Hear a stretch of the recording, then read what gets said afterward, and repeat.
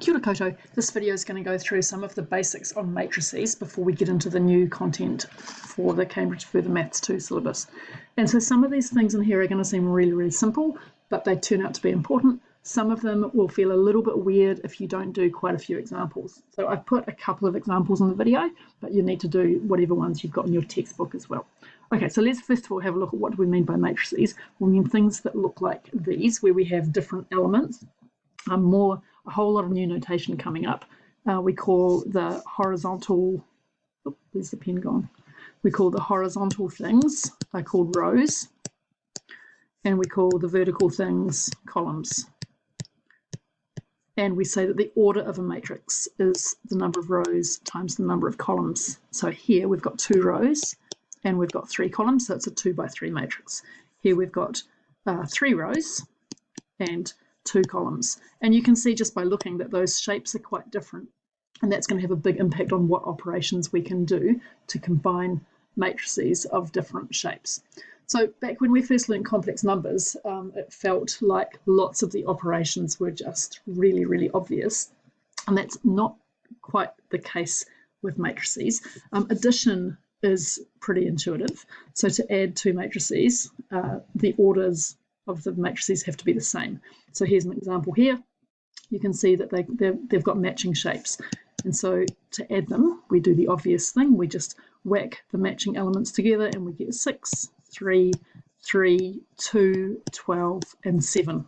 So there you go. That's addition. Subtraction is similar, and we can also do scalar multiplication. So if we have a matrix A, and A is 2, 5, 7, 3, then we can find 3A just means 3 times each of those elements. 6, 15, whatever, 21, and 9. But if we want to do matrix multiplication of 2 matrices together, that's when it starts to become less obvious. And back when I was in year 11, this used to be taught as a year 11 thing, which looking back doesn't make much sense to me, because we didn't really do much with it, but we learned how to do matrix multiplication. So let's have a look at, suppose that I wanted to multiply these 2 matrices together.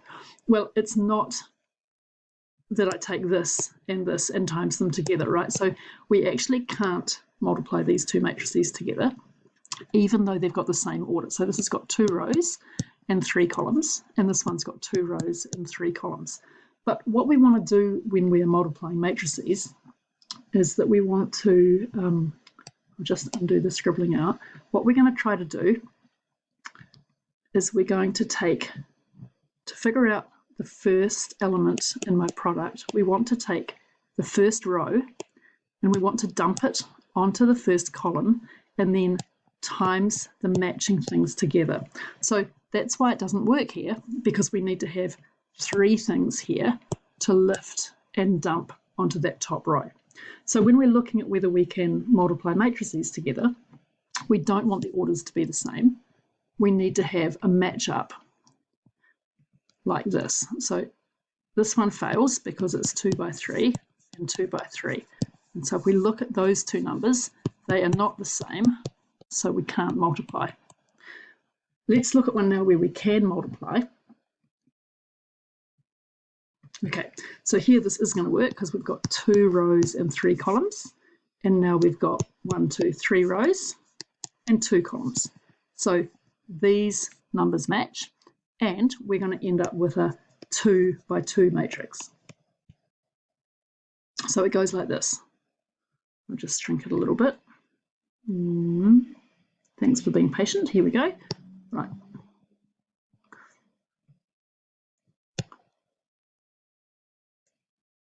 Right, so we're going to take this column and we're going to dump it on top of this row, and we're going to times those together and then add them up.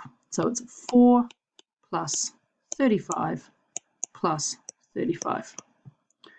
Then we're going to do the same thing. We're going to take this column and we're going to dump it onto this row, and we're going to get 8 plus 42 plus 40.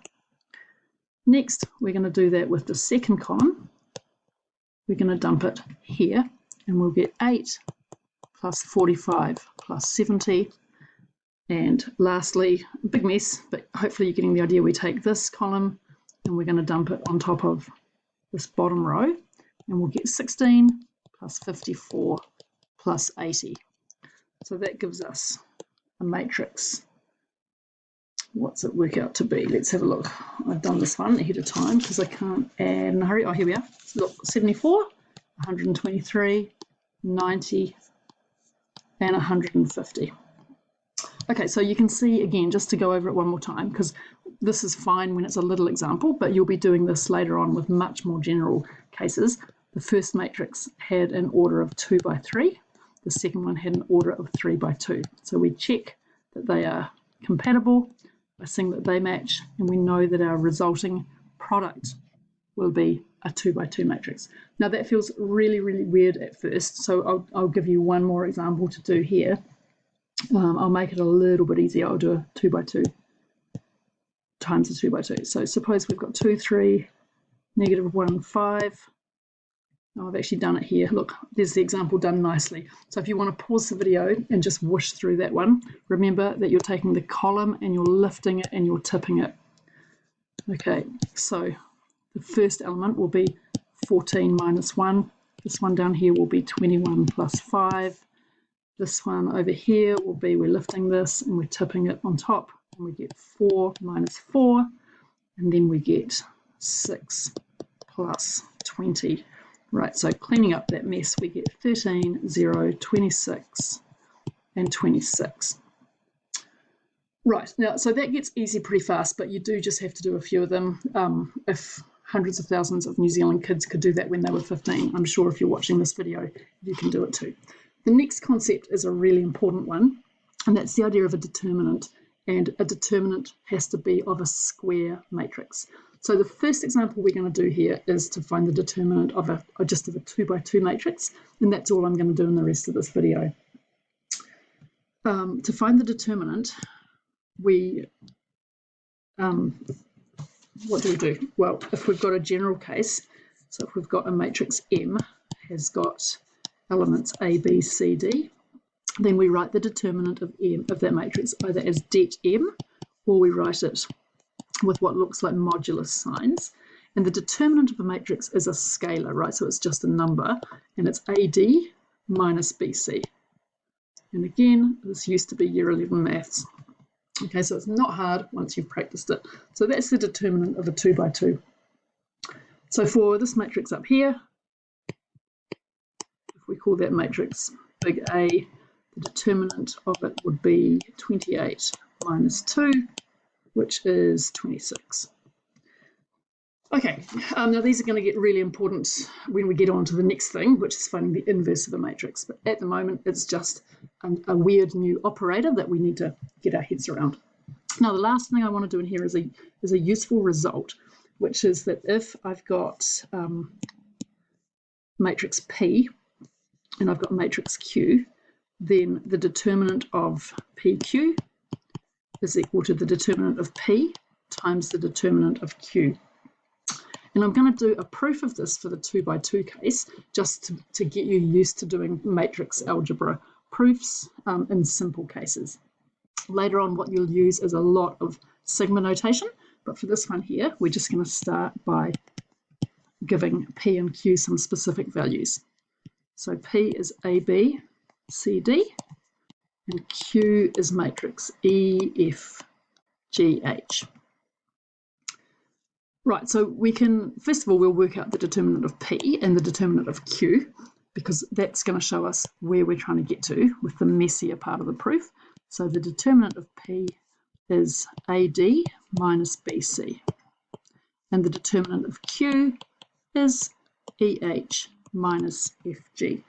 One thing that's good when you're working with like matrices like these is, for me, it helps to keep them in roughly alphabetical order, right? So writing AD and not DA just makes the cognitive load a little bit lower. So the next thing we have to do is we've got to show that the determinant of this matrix works out to be this determinant times this one. So the first step is to find what is matrix PQ.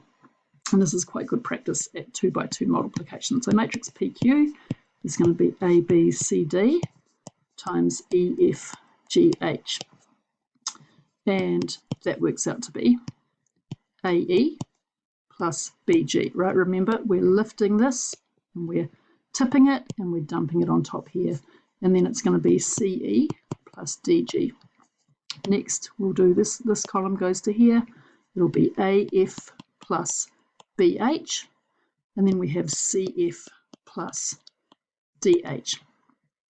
Okay, next we need to find the determinant of PQ.